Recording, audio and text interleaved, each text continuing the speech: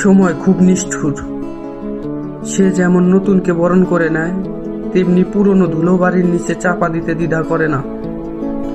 আজ আমরা যাকে নিয়ে কথা বলছি তিনি আমাদের সবার প্রিয় ওসমান হাদি ভাই। একটা সময় ছিল যখন তার উপস্থিতি ছিল প্রাণবন্ত। তার মেধা, তার কাজ, অসাময়িক ব্যবহার আমাদের মুগ্ধ করত। কিন্তু আজ সময়ের স্রোতে আমরা এতটাই ব্যস্ত যে তার অবদানের কথা স্বীকার করতেও আমরা কাঁপন্য করছি। মানুষ বেঁচে থাকে তার কর্মে, কিন্তু সেই কর্মকে মনে রাখাও দায়িত্ব আমাদের। আমরা কি তবে অকৃতজ্ঞ হয়ে যাচ্ছি?